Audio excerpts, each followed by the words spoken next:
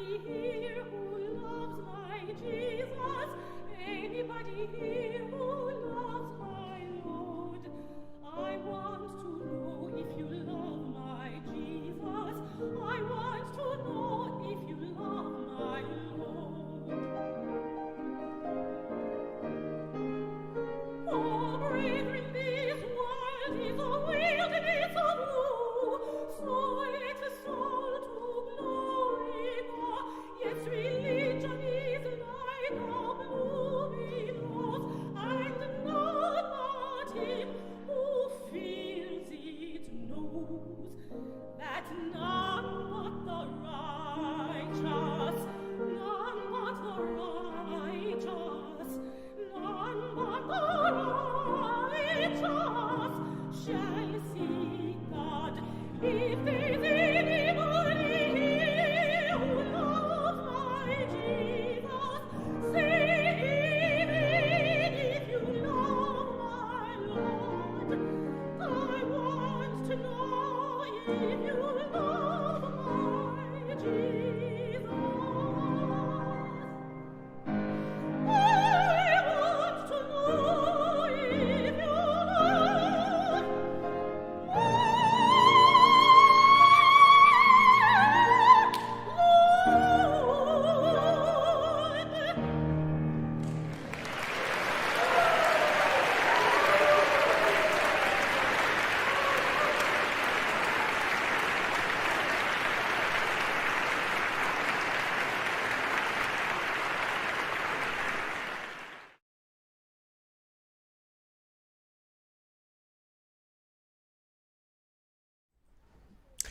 And we're live. Welcome to Music Matters with Jason Tramm.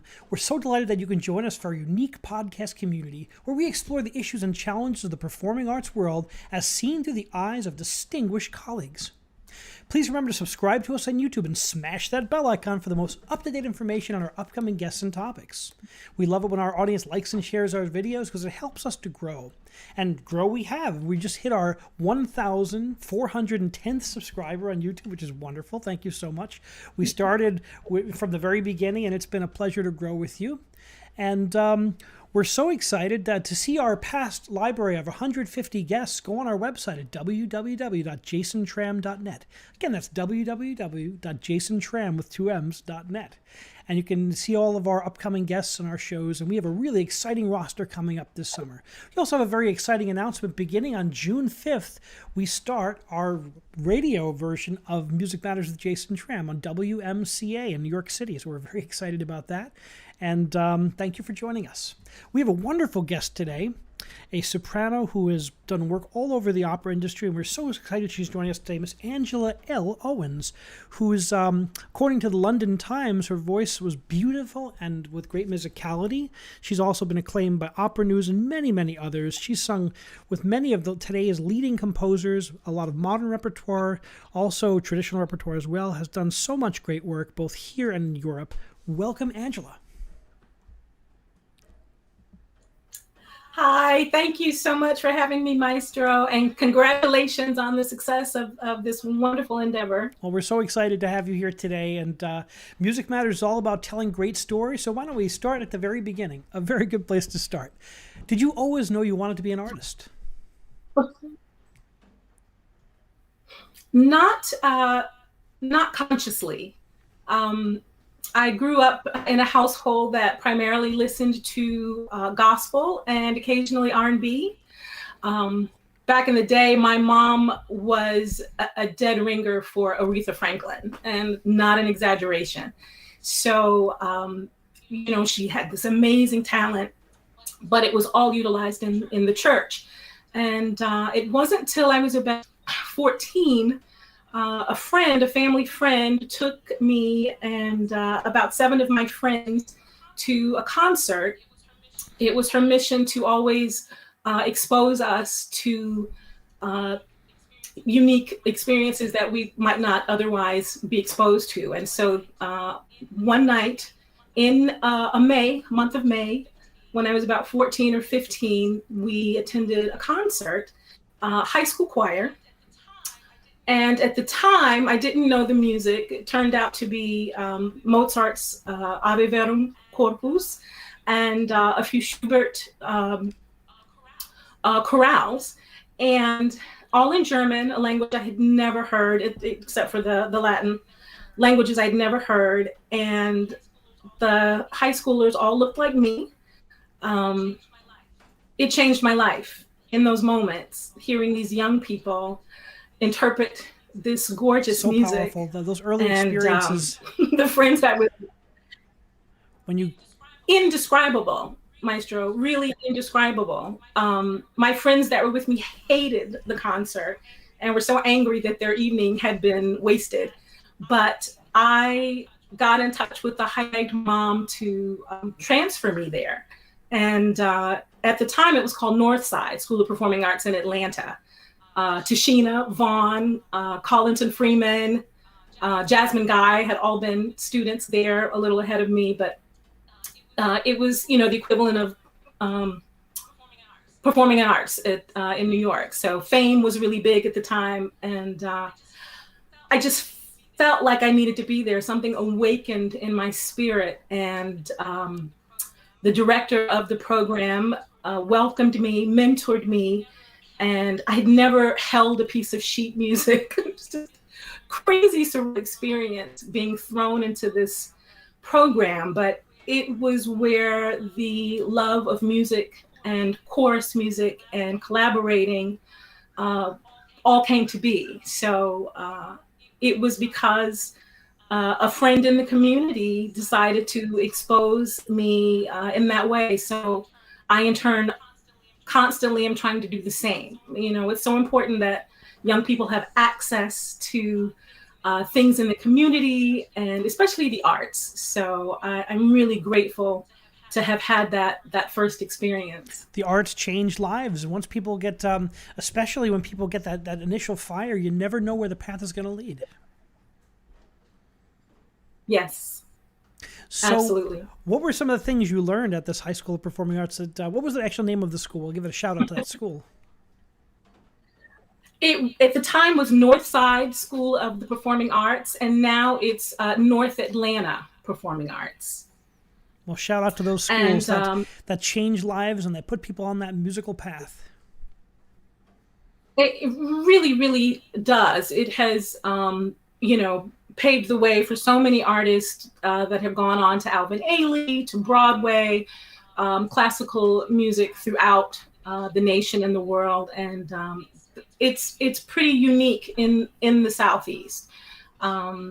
So I learned my first musicals. I went from that concert in May into their summer program in June, and was exposed to my first Sondheim piece. We did Merrily Roll Along, and it literally was like being another planet for me. I did not grow up in a household where music theater or opera was ever listened to. I didn't hear my first opera, I don't think, until college, and except for the Bugs Bunny interludes on cartoons. Thank you. Those are wonderful introductions for us all. So being in North, I know, right?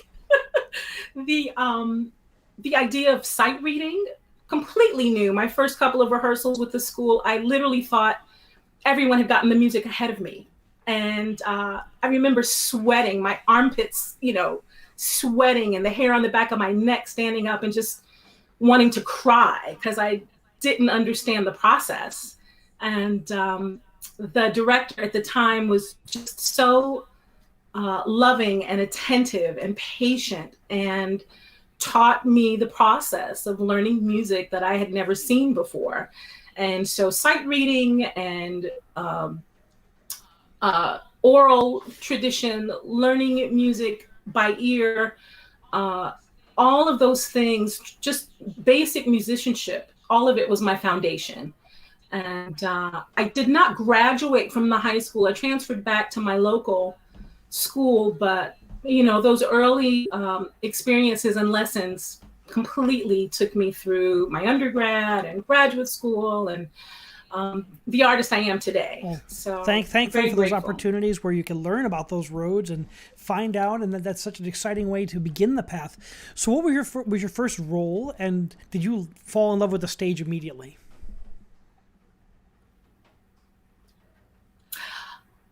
I missed the last part of that, but I'll say my first role was in undergrad, college, Florida State University. The role of Despina in Così fan tutte, and to this date, it's still one of my favorite pieces. I can never say too much. I just enjoy ensemble singing so very much. And the collaborative process of hearing my voice against voices and being able to, as an actor also, being able to feed off the energy of another performer and learning to not only perfect or attempt to perfect what is my music, but how my music relates to the other musicians, and how the whole collaborative process just comes to be. It's thrilling for me. So that was a great introduction as a student to the music of Mozart. There's so much to learn when you first start that undergraduate journey. Learn the languages, the stagecraft, the vocal technique, of course. What was it like for you as a vocalist? What are some of the things that came naturally? What are some of the things that you had to work on more? The stagecraft, the art of just moving about felt very natural to me. More difficult, of course, was the language, because we were working on the opera before I'd really finished studying Italian. Recitative, oh my gosh. Understanding, and that's something that continues to evolve as you are an artist. I think we're always learning how to better interpret things like recitative and tempi, and learning to sing with a conductor. And it can be awkward. School is a great place for that, because obviously, as I'm sure you've experienced, in a professional setting, sometimes it's a little awkward having conversations with singers who might not necessarily understand the process or the music or the standard practices. And on one hand, where else are we going to learn these things? On the other hand, if time is a crunch, and people are less prepared than others, it can be incredibly awkward. But thankfully, in the school setting, we had lots of time to work, to make mistakes, to try again. And again, I'm grateful for the process. Florida State is a wonderful state school with a great music program. It was not a conservatory. I've not had that experience, but I have a very well-rounded education, and again, for that, I'm really grateful. So you went from FSU, then you moved west to Texas at the University of Texas at Austin. What was it like there, and how did that further your vocal studies?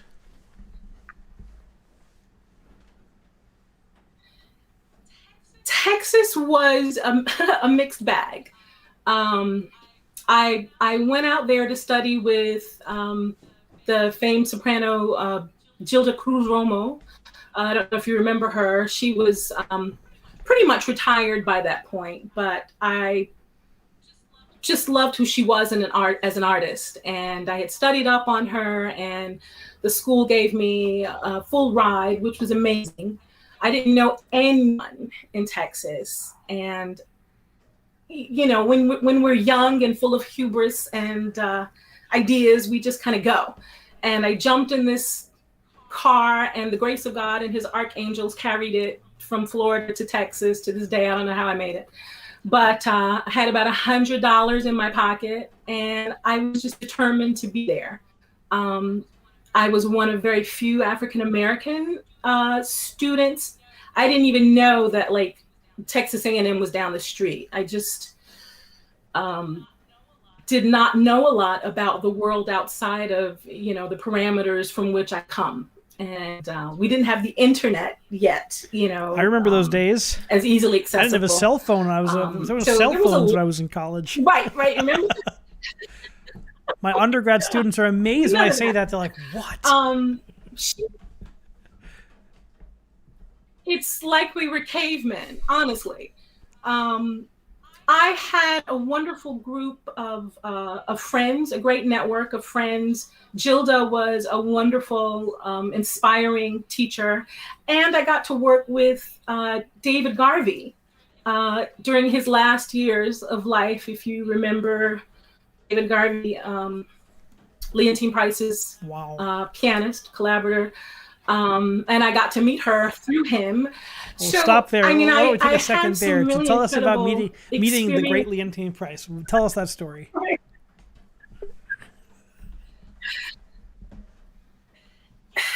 Again, it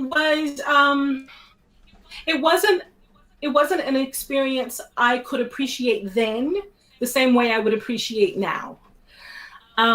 She was otherworldly and very gracious because I was with Maestro David. The voice was still just, sublime. And she was very kind to me, again, I think because I was with Maestro David. But I felt very unworthy of being in this great woman's presence. And at the same time, I wanted to hug her and treat her like my auntie,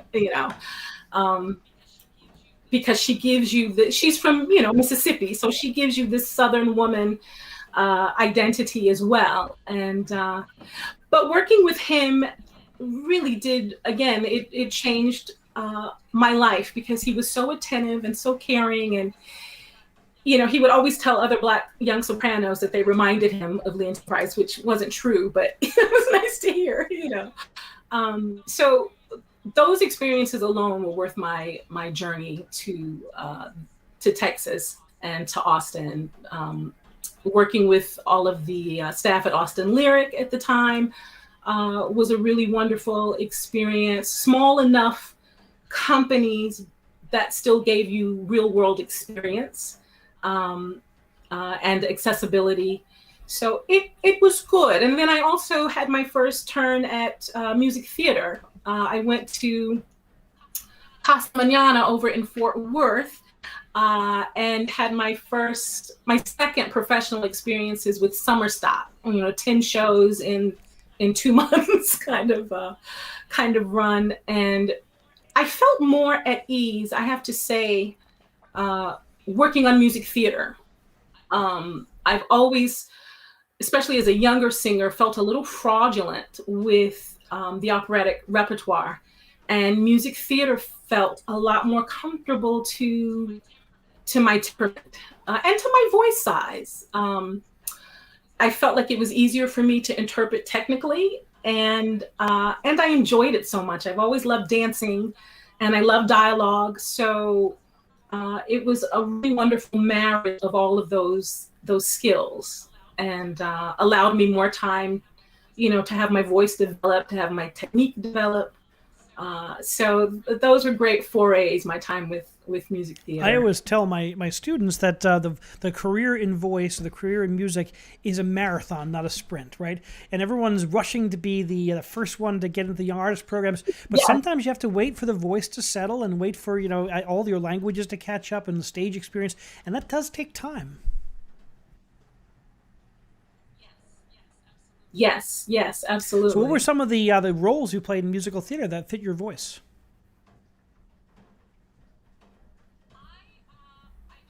I was, one of my more favorite things was, I don't know how versed you are in music theater, but my first professional summer stock was in Chatham, New York, if you're familiar with the area up there, McHayden.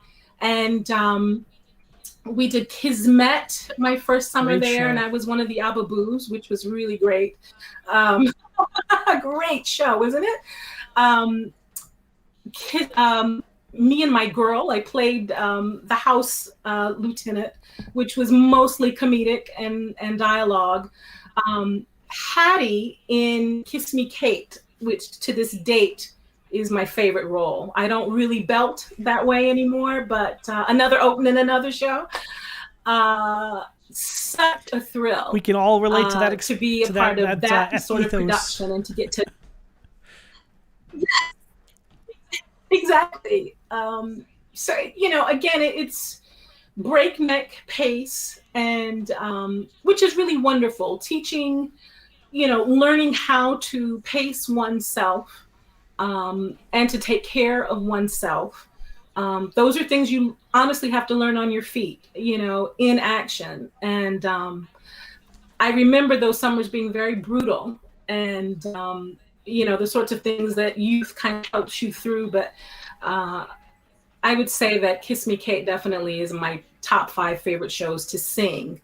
I also got to premiere a role in Casa, a show called Dodsworth, and I was Josephine Baker, which was really fun, bananas and all. Not so much singing, more dancing, but it was a role that had never been performed because it was literally a brand new show and the writers were still working on it as we were in performances. So that was my first experience collaborating with live composers. And it was daunting, but really exciting to be able to put my own stamp on a role.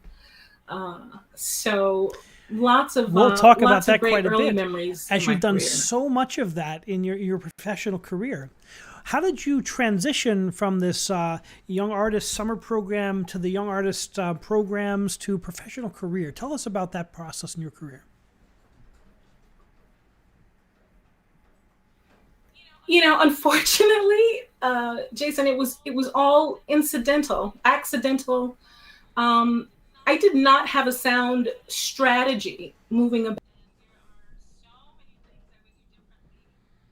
what I do know.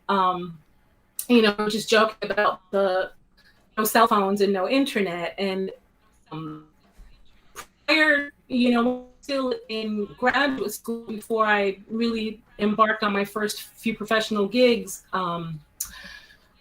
we didn't have, Classical Singer was still this quarterly fold-up newspaper, if you remember that, and it came out like every 3 or 4 months. I used to get it. You missed it. Remember that? And, one of my bigger regrets about UT was I did not have, after Maestro Harvey died, I did not have a real mentor in my corner kind of helping me navigate next steps. I didn't have anyone, explaining to me the process of young artist programs and auditions, the audition process. And a lot of my early gigs I just happened upon or someone recommended me for. And I didn't have a clear understanding of how to find work. And so quite a few years, I followed a man to New York, and that's how I ended up in New York City after grad school. Was able to work, was able to find work. And right, the relationship left, but the work remained. But had I, really kind of understood the process of finding an agency or going through more summer programs to establish contacts and get more training under my belt before trying to embark on, larger gigs, I feel like the journey would have been less chaotic. And, as a result, I spent a lot of time just kind of spinning my wheels or backtracking or feeling really frustrated, which people do. And now with all of the resources that we have available to us with the internet and YouTube and all of our trade magazines online, we have a little more access and agency, I think, than, the generation before, which is wonderful. But it did, I think, cost me some time. But the wonderful thing about living in New York is we are pickup artists, we're pickup bands. And, once you've had a few gigs and people know your name in certain circles, you are able to work at a level, And for a long time, I did a lot of choral work, a lot of pickup choral and ensemble and church work. I, would string together 30, 40 gigs to make ends meet, which is, pretty common. Bread and butter also in the New York City market, right? Keeping yourself working. But you can't sustain and nowhere else can you really do that. Which, is fun and exciting in your 20s and 30s, but, after a point, you do want something else. And I think I would have established myself differently had I understood the journey and the process. But it did lead me to new works, new music, new composers, and being in New York. So, we like to say there are no mistakes. And I feel like every experience has gotten me to where I am now. So, I try not to feel regret. Yeah, it's interesting. I'm reading your bio here, and you've done so many works of modern composers. What was it like? Tell us about some of those collaborations, because many of these are the leading composers in the world today, especially the American composers. What's it like to make music new? When you approach the masterworks of the canon, the traditional canon, you have hundreds of years of accrued performance practice. What's it like taking on new roles? Right. It's very intimidating. I feel better about it now that I've, worked a few times, but it is intimidating. It's daunting. I have always been a fan of traditional repertoire, and when we're the kind of artists who second guess or don't feel secure, it's wonderful to be able to go to lots of different recordings of conductors and different artists, listen to 20 different versions of Laban with 20 different sopranos and 20 different conductors, or being able to understand better how to interpret based on what the masters have already set before. And with new composers, that's impossible. Because a lot of the ideas are literally still in the composer's head, and you as the artist are helping to bring about those ideas. And then sometimes when they hear it, they're like, oh, I don't want to do that. Let's do this. And, on one hand, it's amazing to be a part of that process. But on the other hand, it is really daunting. My first few efforts singing works with new composers, I had to really up my game musically, being so sure that I was singing what was on the page. Liberties we take with Mozart or with Verdi sometimes. You can't do that with new music unless the composer has asked you to. And so lots of money spent and invested in repetitors and coachings.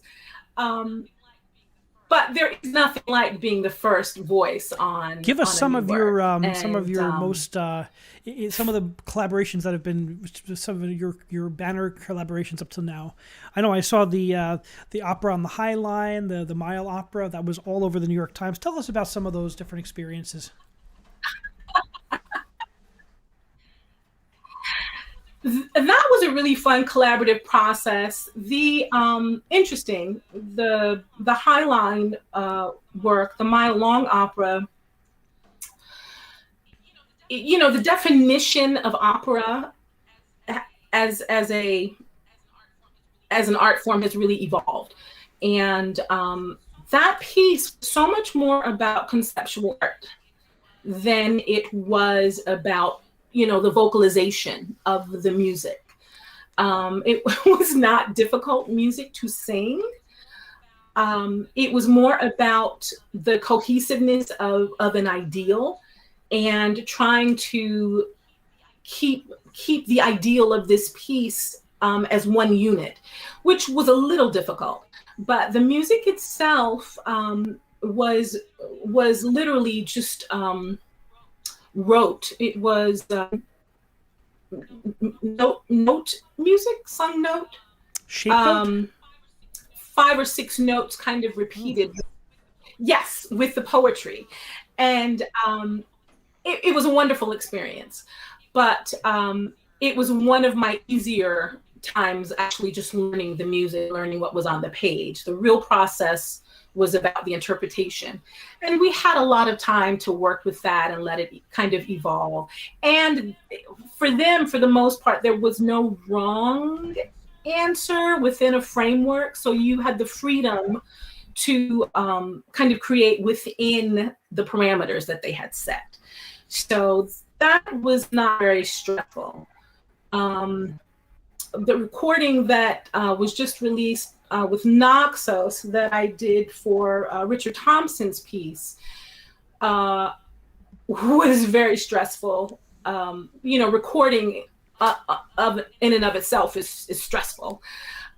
Recording a new piece that no one's really ever done before was daunting. And I listened to the recording now. It was recorded about 4 years ago, released 3 years ago. That was The Mask in the Mirror? I'm proud of the piece. And yes, it was Richard Thompson's Mask in the Mirror. He is a beautiful composer, a lot of jazz idioms and classical elements, R&B. The opera is a full opera. But I came to know him through the Trilogy Opera Company in New Jersey, who always commissions new works. And I was able to make the recording based on a live production that we did of the piece prior to the recording. But the music was very difficult. And it was an occasion where I spent a lot of time with different pianists and a repetiteur. I'm so much more polished now as a musician than I was even then with that recording. And I had not done a lot of booth recording. So that too was a bit daunting. We had a wonderful orchestra, a wonderful conductor, great engineers, but it being one of the leads out front was intimidating. But I know now, just based on that work, I have a new level of confidence and a feeling of authority about what I want to present, how I need to prepare. And, those are just things you kind of just learn the more you do.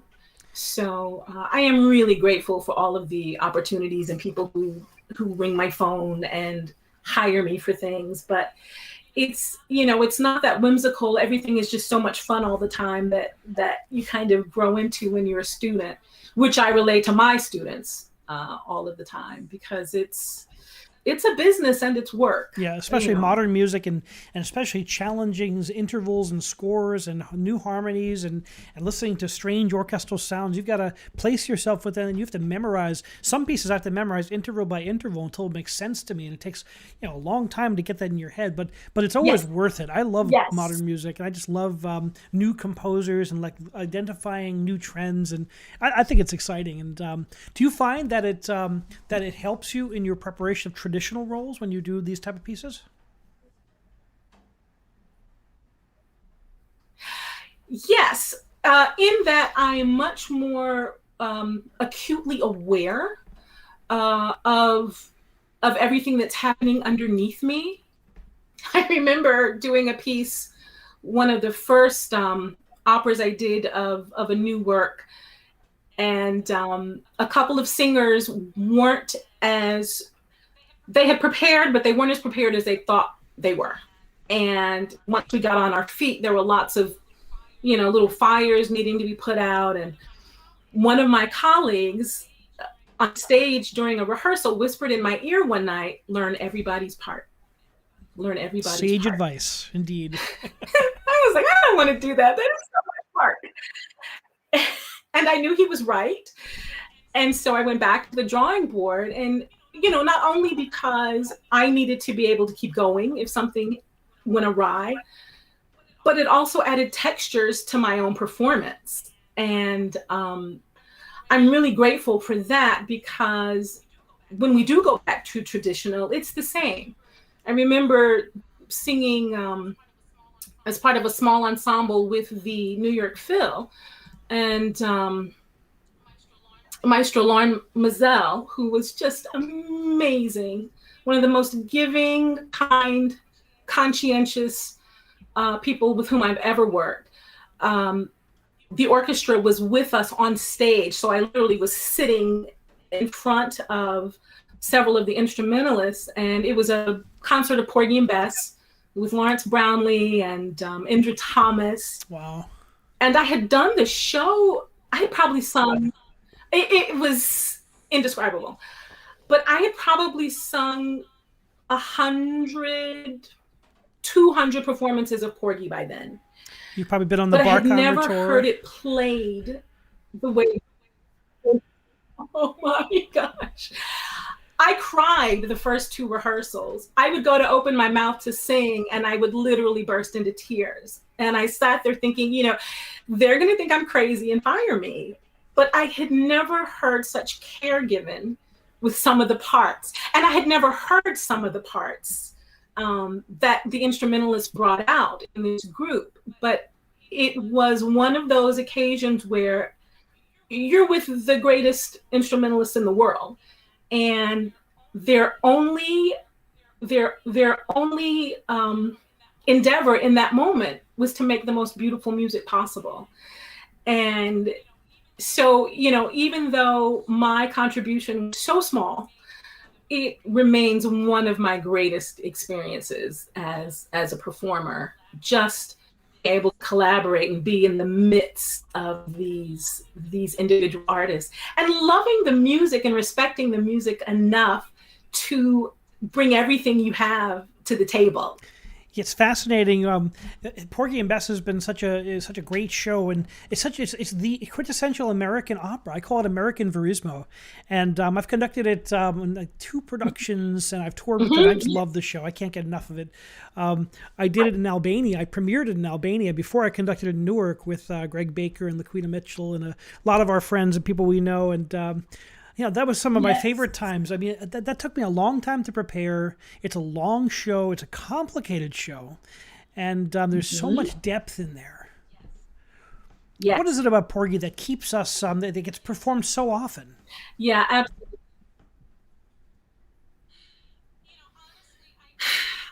Honestly, I think at its most basic, it really is the music. It's the storytelling, and it's the music. It's just so beautiful. And the interpreters of the piece, for me as an African-American singer, it feels very comfortable. The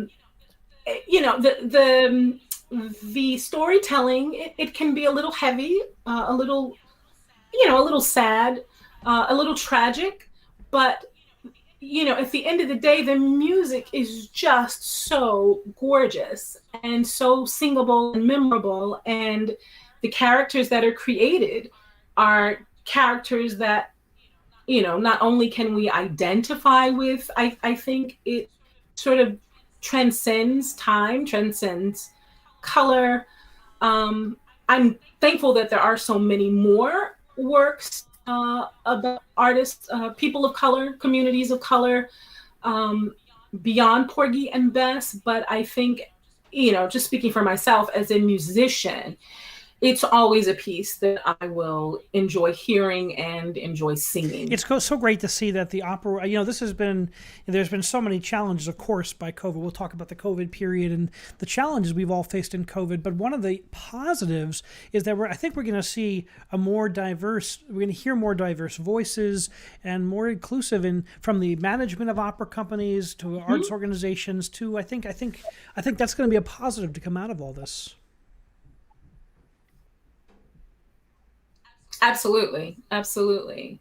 And the dynamics and the landscape of our industry, of our communities, it's all changing and evolving, which is wonderful. And I'm really excited about the possibilities of accessibility and engagement. And it's easy for us as administrators and community members to say, oh well, people of color don't like classical music, or people of color don't like the theater. But when we make ticket prices or venues even just so prohibitive or exclusive, then we have to ask the questions: do these communities have access? Do the artists in these productions look like the community? Because studies have actually shown us that people do want to see themselves in the pieces that they attend. And so I'm really glad that, we're now moving into this time in which we understand those things, and that we're actually moving towards implementing a lot of what are definitely going to be positive changes. Thanks for sharing that. That's true. If people, I want to see myself. We all want to see. I just love hearing. Like every time I do an opera, I always love the fact that it's an international cast. People who are very different than me. I've been blessed to conduct in many different countries, and I learn something every time I work with a new artist. Every time I sit down for coffee and we talk at a break, I just love that part of our business. And the more voices, the more diverse the voices, the more interest in the conversation becomes. Absolutely. Yes. So tell us about your artistic journey during the COVID period. I mean, everything shuts down. I know I had debuts canceled in Vienna and Prague and whatever, this and that. Many of everything's were canceled. What was it like for you? And what did you learn about yourself during this time period?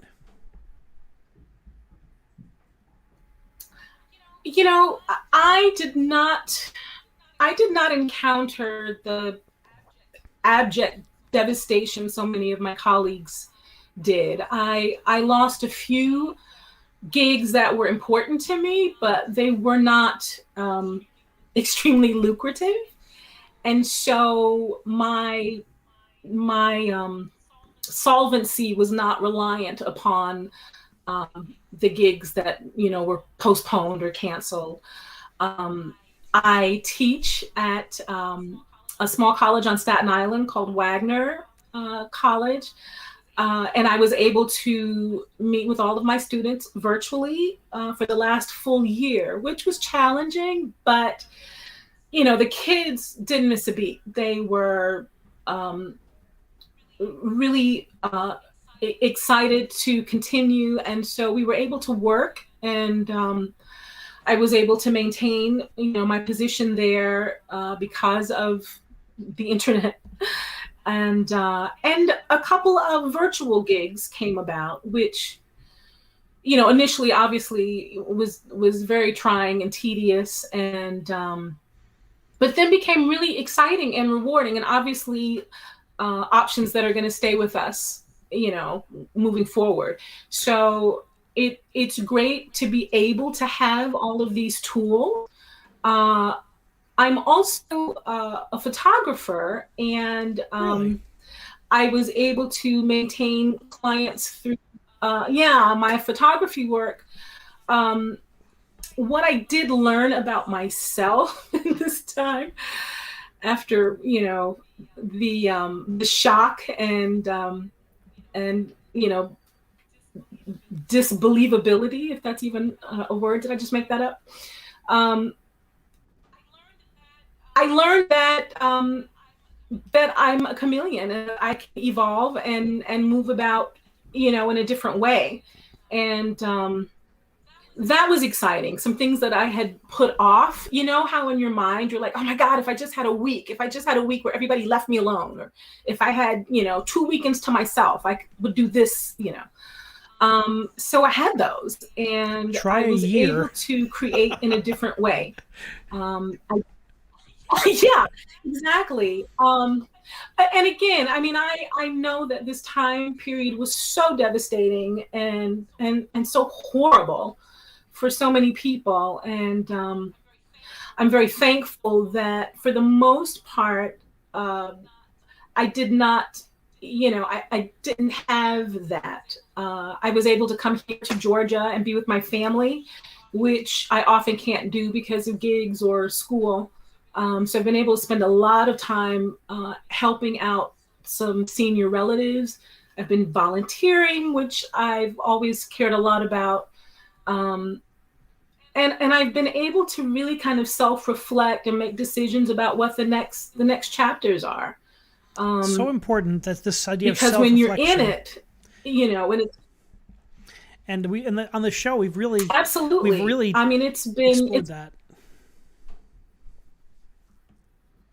Yeah, and that's been amazing too. Listening to other artists tell their stories through your podcast, through the series. We realize that we're not alone. None of us is alone, and so many of the victories and the heartaches and the devastation and the insecurities, we're all kind of traveling together, at different speeds, maybe on different wavelengths, but, as unique as we are, we're still, combined. We are a unit. So it's, I feel like I have come out of this better. And so, that for me is a good thing. So what do you have to say to colleagues out there who are struggling with this? Because I say we've all become philosophers during the COVID period. We've had to, because what was taken away from us was our primary thing we've worked on, is to be on the stage and to make music and work with our colleagues. A lot of that's been taken away for this year. And I'm seeing a lot of it starting to return. I'm seeing glimpses of concerts. I've been booked to conduct concerts, and it's all starting to open up. But what do you have to say to our colleagues as we come back at this? What is something you would say to put us all together again? I think that everybody's journey is individual. During the time that you were conducting Porgy in New Jersey, I was here in Atlanta. I was being treated for breast cancer. I'm a breast cancer survivor. And I had amazing treatment. I had a great team. And, it was terrifying at times.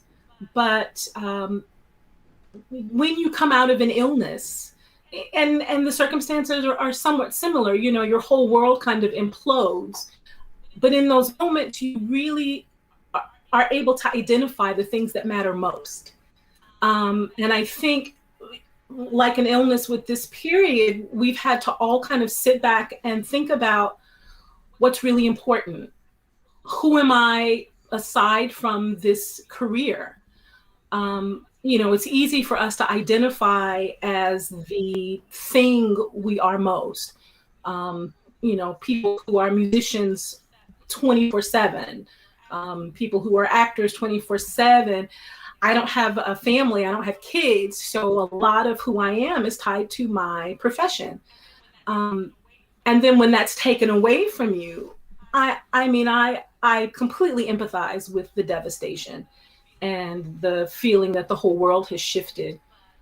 But I also know that aside from being a singer, aside from being a teacher, my humanity counts more than anything.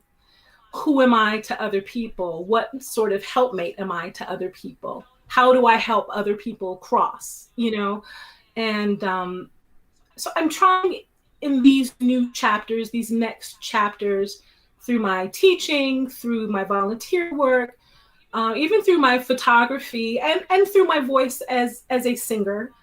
I'm trying to make sure that the craft and the efforts aren't just for me, that they are an uplift, that it's an outpouring of my humanity. Have you read the book, Seven Habits of Highly Successful People? I have. Do you That's know a that very book? good book. Absolutely. Stephen Covey. Isn't it a great book?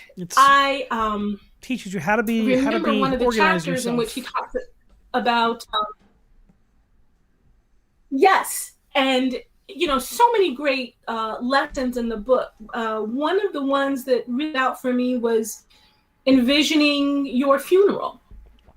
Um, who says what about you at your funeral, and what it is you think you want to hear people say, your family members, your colleagues, your church, parishioners. Who is it in those moments, how you want to be remembered, and then live your life through that lens. And so that's kind of where I am now, post-COVID. And for me, it's a good place to be. I want my artistry and craft to always be remembered, but I want my humanity to be first and foremost. Well, thank you for sharing that. That's really powerful and profound. And your students are very lucky to have your wisdom and your caring. It just comes through in everything you do. How can people find out more about your singing and your photography and all of your work? Where can they go to interact with you, and give us some of the places that we can find out more about Angela L. Owens? Thank you, Maestro, so much for having me.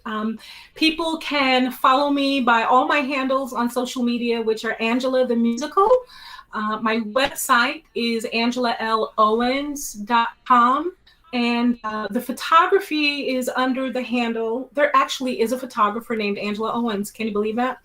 My photography is under my company, which is Gigi Man Images and Media.